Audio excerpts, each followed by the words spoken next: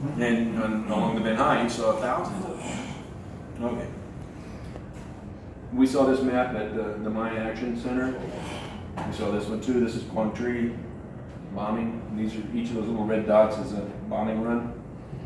Multiple bombing runs. Often multiple bombing runs. We had other toys in our toolbox, in our play, in our sandbox. There was white phosphorus, napalm, and then artillery. This is a typical howitzer. And this is kind of like, this is one, these are the empty shell casings after those fire bases.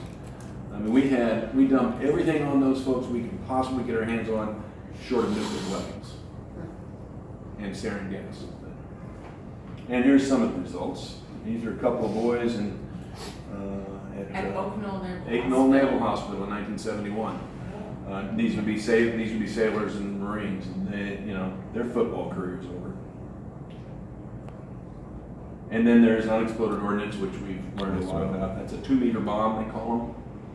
And then I don't know if you saw this picture, but this is cluster bombs. For some reason that canister didn't open at all, so those that would be a difficult thing. I guess you just blow it in place. Yeah, Right? you probably would have to. Right. Even though this may not have armed, any of them may have armed, but I wouldn't think I'd want to pick them up. I wouldn't move it. All right, so that's a little bit of the war. So we're going to move on to Agent Orange. Amazing jungle, countryside. Look at that. That's undamaged forest. But we sprayed and we sprayed and we sprayed. 19 million gallons. Now this is an interesting picture because whoever took that picture shortly after he took the picture got soaked. Yeah, really. And I don't know anything about that picture. And we sprayed, so for 10 years we sprayed this stuff. The peak years were 68, and then beyond that was 67 and 69. So we kind of peaked in those years. That 19 million gallons. 19 million gallons. The whole war. Yeah, over the 10 years, 61 to 71. From helicopters, in the back of trucks. Here's some boys spraying it in the wire around their base, right? They're, drinking sodas, no safety gear. This guy's running the pump, and those other two guys are just soaking in it. Sure that's a soda? I presume it's a soda. 1/8 of the country was sprayed. About 12% of South Vietnam was sprayed. A little bit, some was sprayed into. There was an additional. There was the ranch hand was the Agent Orange process, right? But there was also a secret one that Air America did into Cambodia and southern Laos. So ranch hand did a little bit into Laos. You can see these stripes that are these little red dots outside. But there was a whole other program that the CIA ran of spraying, and we haven't gotten much information about how much that was. It wasn't nearly as much as was sprayed in Vietnam, but these sprays were very, very often. The Calamau Peninsula we'll look at next. This is the mangrove forest right at the southern tip. Excuse me, Paul. Yes, sir. 1961 and 1971. 71, yeah. I had no idea it's certain. Yeah, certainly long before we put troops here, Oh, right? But there was money to be made, and they did. So here is a map of the Calamau Peninsula. These are the spray missions that were mapped. And here in 1969 is a satellite photo. The red is actually green. It's a false color. And then this was the areas that had been defoliated in that whole world-class mangrove forest. I believe I heard it's young ash forest. Yes. Yeah. Yes. Well, we offered it to him, and then he asked for it, right? Yeah. So the red is. The red is green, is Okay. forest. The gray is areas that have been totally deforested, mangrove forest.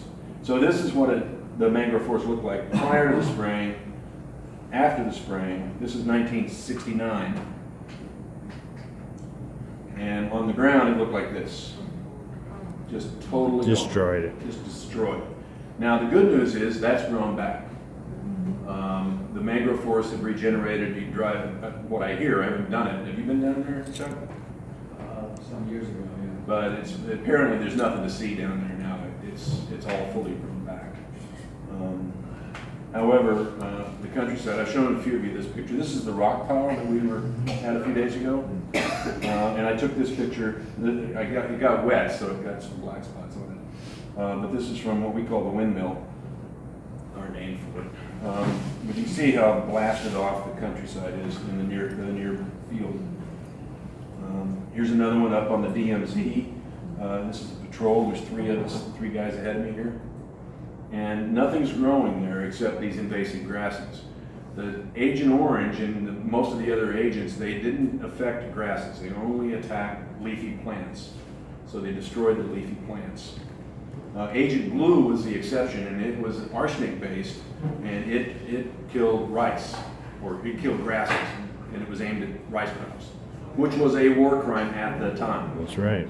You know, and about 10% of the total was Agent Blue. 10% 10%. of the total was Agent Blue. 60% was Agent Orange, and that's why we kind of generally lump them all. There was Agent White and Agent Pink, Yeah, pink, purple, purple, yeah. white. Is it no longer a war crime? It is now. It's still a war crime to destroy crops. They- And it's iffy. I mean, they were able to sort of skate on the other agents, the leaf plants, things, because they said, we didn't aim, we understand it did damage to people, but we didn't know that at the time, and we weren't aiming to hurt people. We were just aiming to clear the fields of fire for us, and that was not a war crime. That's their rationalization, which is bullshit in my mind. But they knew it too. Yeah, they know it. They knew it. And we'll go through a little bit. This is another picture I took of a devastated area. Not a very good picture.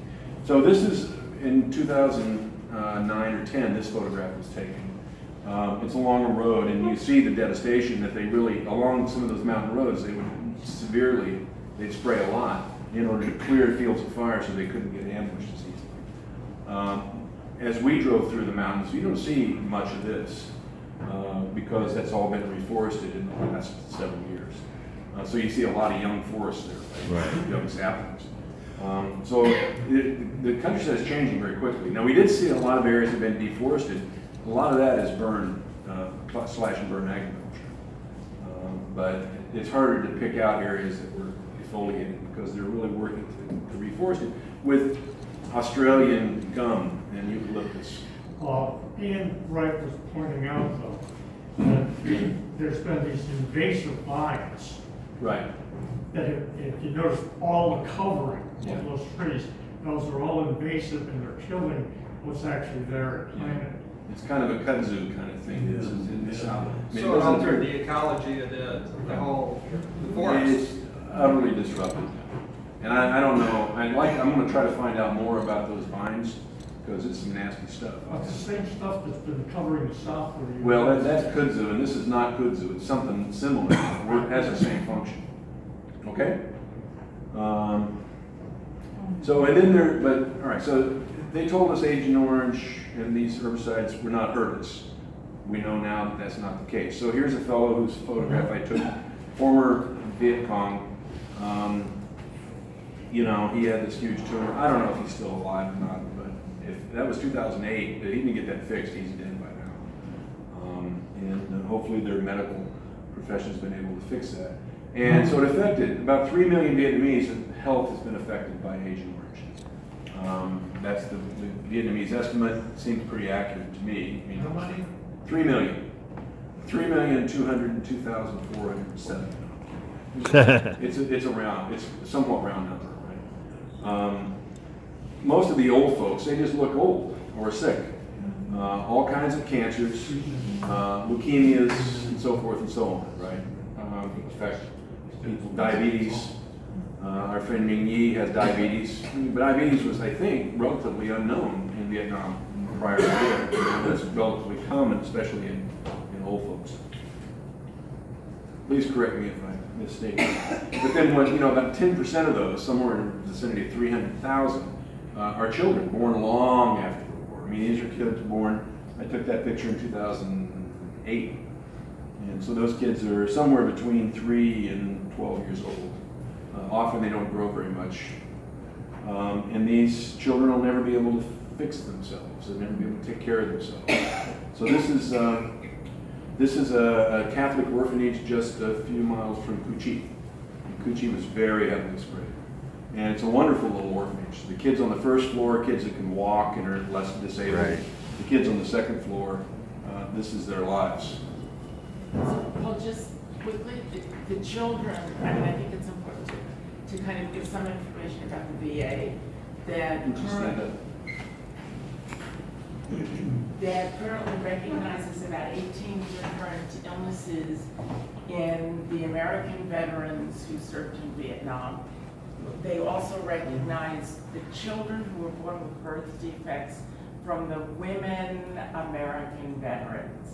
But they recognize, for years, have only recognized spina bifida in the children of American male veterans. We know when we visited here, we saw so many children with these different types of birth defects that were caused by their parents being exposed to Agent Orange, dioxin. And just quickly, the issue with Agent Orange is that it contained the contaminant dioxin in the manufacturing process, and that the chemical companies were aware that dioxin was the contaminant and that it is the most harmful chemical known to human beings, and yet they continue to manufacture it. So we have the spraying, as Paul said, because it was aimed at starving the population, the Agent Blue was, and the Agent Orange was aimed at the defoliation process.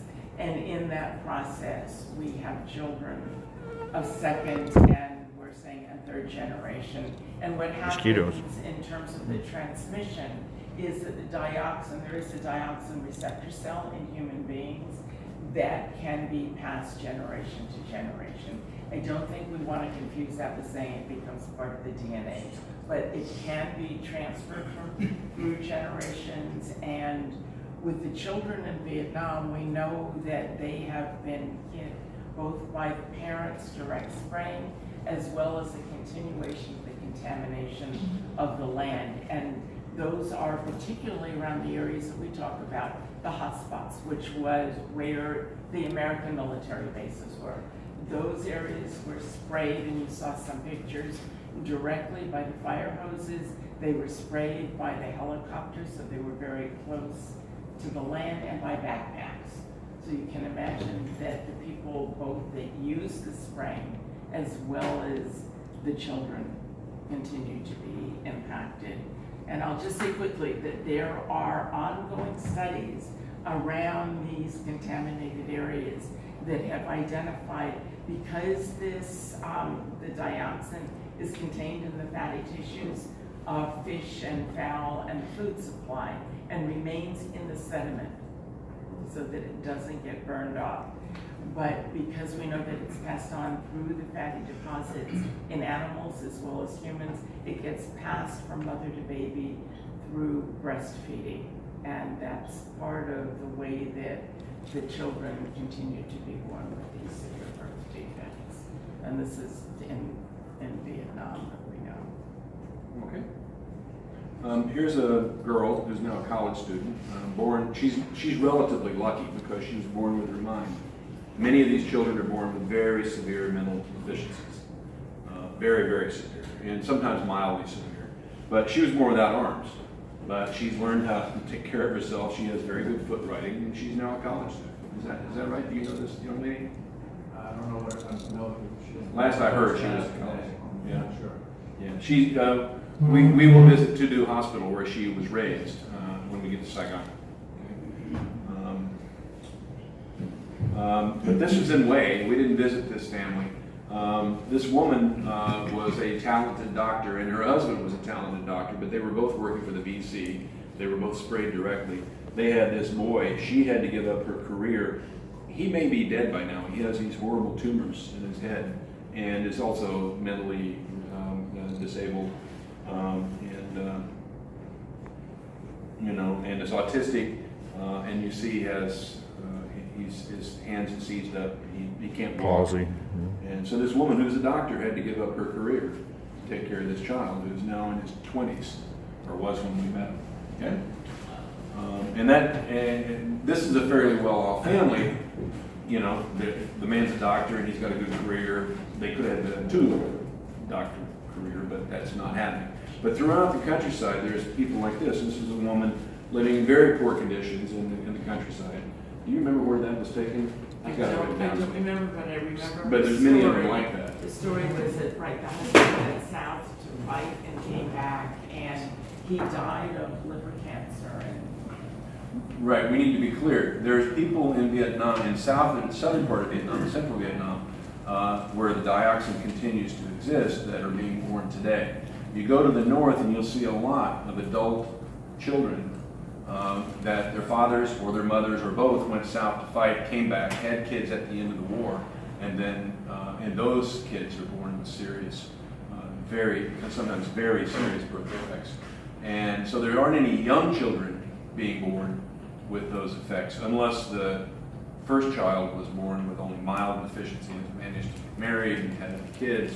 But throughout northern Vietnam, there are the children of the old veterans who are adults now, maybe 30, 35 years old, and mom and pop are in aging and are very worried about what's going to happen to their adult child who cannot take care of themselves.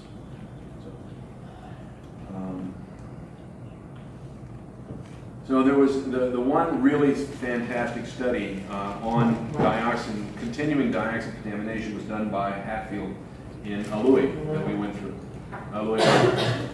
And don't worry about the details, but this is just an example of the quality of the work they did, where they were able to identify the really serious hotspots, the big circles.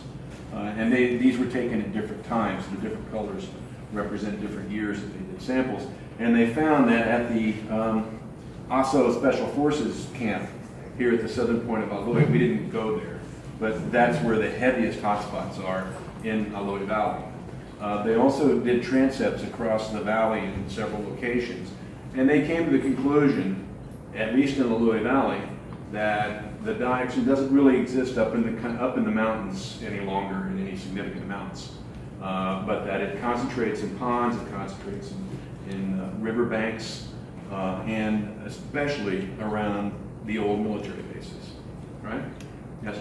When you talk about hotspots like Benoit and Da Nang, you're not talking about the base itself, you're talking about the broader area? Mostly the base. All around It's- the defoliation? it's the perimeter of the bases that were cleared of foliage so that they would have clear sight of who they were fighting with. So those are the areas that remain. Right. So Stillman did a study and found 28 hotspots. And That's Hatfield, really all we're dealing with. Hatfield- We're not dealing with all the other spread. we don't necessarily, there doesn't appear to be any great need, but they have a don't look, don't find attitude a little bit. I'll talk about that in a second. There doesn't appear to be any great need up in the jungles to do much. It's really, the Stillman identified 28 military locations. And Hatfield went in. Hatfield is an environmental company out of Vancouver. Does great work. It's been in Vietnam for many years. They did some sort of spots testing of all of those locations and found that yes, there is some dioxin contamination around these military bases. But the three main ones are Da Nang, which is I'll talk about in a minute, Bien Hoa, which is the next, and it's 3 times bigger than Da Nang, and Phu Cat, which is kind of an isolated location. And there's no plans to do anything. They've capped it, they've thrown dirt over the top of it, and they're just going to leave it there for now. But those were the 3 air bases where this ranch hand spray missions were mounted. So I'll talk about that in some detail in a minute. But this is just an example of the kind of high quality that has been done so far. What they have not done is they've looked at military bases and found, oh yeah, there's some hot spots there. They're minor compared to the 3 big air bases. But they haven't looked at Vuong Sat. They haven't looked at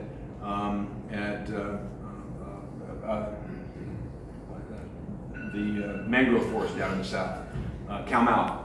And they haven't looked, there's some areas that were where they knew there were Viet Cong concentrations or North Vietnamese concentrations. They sprayed, that may also be contaminated. And certainly if you go to Vung Tau, which I have, there's a very active chapter of Agent Orange victims there, and they say, yeah, we all got polluted up in the Vuong Sat forest, but nobody's looked there yet. So that there's additional testing that needs to be done, not a huge amount, but some. The U.S. isn't planning to do any of that. Moving on. In Aloe Valley, though, there are many Agent Orange victims, mostly in ethnic minority groups. This is a woman here, and her 18-year-old daughter, 20-something-year-old daughter, who's completely racked up. They're lovely family. Her mom clearly loves the child. That building, the house that they live in, they lived in terrible conditions, but somebody built a house for them. I don't remember who exactly. There was a sign on it, but somebody built a house for them. So they now have a 2-room house. It's way better than what they had before. This man is also this guy here. His kid is 20 years old, utterly autistic. Does not respond he's deaf, he's blind, he cannot talk, he cannot walk, he doesn't respond to touch, he's utterly removed from the world, and his skin is in terrible shape, and the family has to take care of him 24/7. And it was just to say, the skin is chloracne, which is one of those Yeah. illnesses that's recognizable. Yeah. Okay? And both those two were in Aloe Valley. So talk about Da Nang a little bit. This is the view of the Da Nang airport. We're going to fly in there, or we're going to fly out of there day after tomorrow. But if you look north from as we pull in, this used to be the washdown area. When I was there in 2008, it really reeked. There was so much poured onto the ground there. This is looking south. The whole site slopes a little bit to the north, so water runs off the runways and runs right past this in the ditch, and then water runs off of this end of the ditch and goes north. This was a storage area, even after all these years. Typically, the Agent Orange, the herbicides, broke down and once exposed to sunlight, and they just broke down after a few months. So the herbicides are gone. The dioxin, on the other hand, is very durable. But here, there was so much herbicide sprayed that it had never grown, nothing had ever grown there. And this area reeked, too. And then this was, this was an initial catchment basin where they were trying to catch some of the sediment that was coming off of the runways and off that area. And then, and so the water would go in here and then it would settle for a while and then pour on off, and it would take a lot of the sediment out. So dioxin it's not water soluble, it's lipophilic. That is, it attaches itself to fat, not water, right? And so it attaches itself to sediment, to silt and soil and sand, and it doesn't hit Wash the water, away. so it settles out in places like this. So they built this catchment. This was an early attempt at some remediation. It wasn't nearly sufficient. But then they decided later, and so finally Hatfield did a very thorough evaluation, and this is kind of what they came up with, is that there's very severe contamination in the washdown area and in the storage area, and also in Sin Lake, although it doesn't show. But they remediated all this yellow and red and orange stuff. They decided they needed to dig up 94,000 cubic meters of soil to get rid of all of it. There was also an area over here called the Pacer Ivy, and I'll talk about Pacer Ivy in a minute, but that I think they pulled some soil out of there to remediate. So the way they did it is they built a big concrete reservoir over here. Oh, that's the same thing, really. Environmental remediation at Da Nang Airport. They built this huge concrete reservoir. This thing is 18 meters high. I'm not sure, and it held half of the soil. It held 47,000 cubic meters. So they built this thing, lined it with plastic, with rubber, and then poured the soil in, dug the soil up, and threw it in there. And then they covered it with plastic, and then they sank several hundred electrodes into the dirt, and they heated it with electricity. So electric, like the water boils in your thing, and they heated it to 500 degrees. And it took a couple of years to heat that batch, and then they emptied it. And then there were some of the stuff volatilized off, and they vacuumed it off and ran it through a furnace. And then they emptied it and refilled it and did it a second time. They just finished. So one of the reasons we're not going there is there's nothing to see there any longer. Okay? Who paid for that?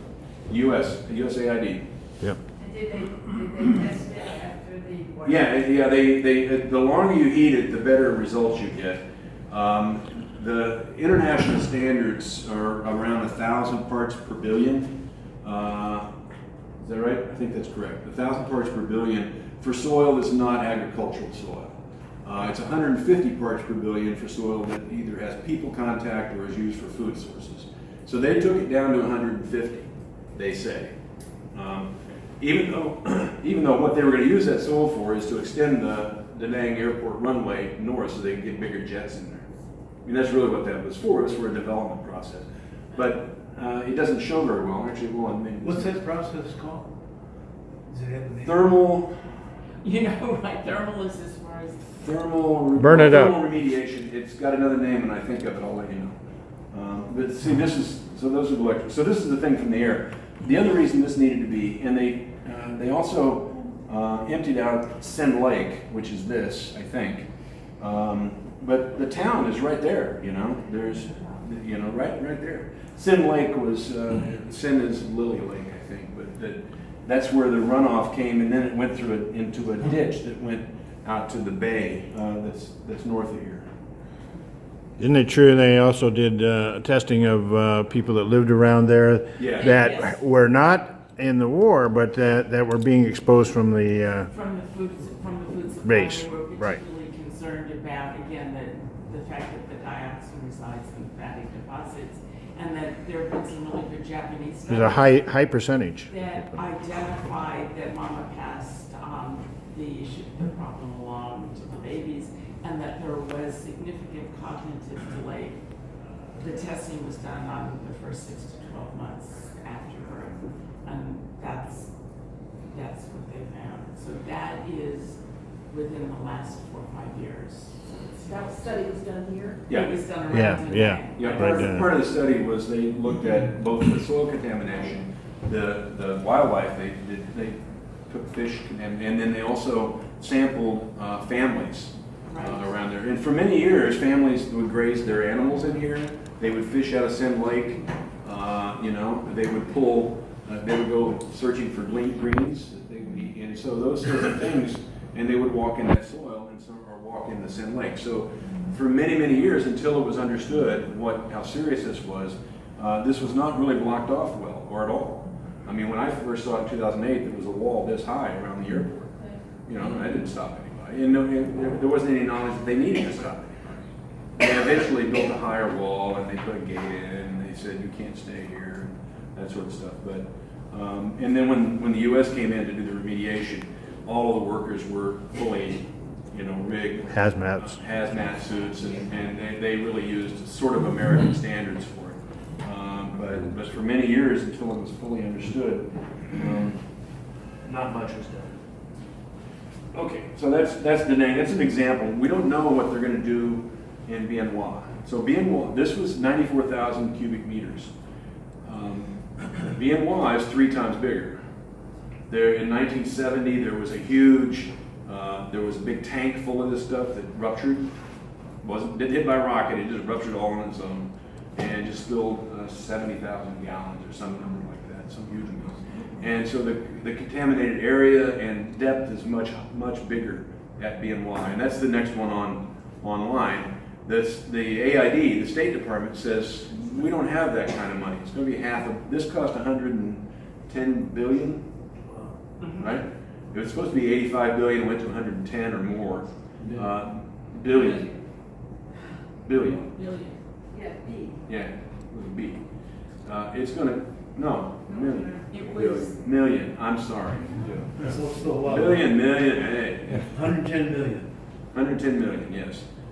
Bien Hoa is 3 times as big. It's gonna cost $500 million, so 500 million. 500,000. $500 million. And it's all going to an American company. Yeah, except for what the $2 an hour they pay the workers or whatever it is. Right? How much do they pay a worker in industrial condition. Joy, or home.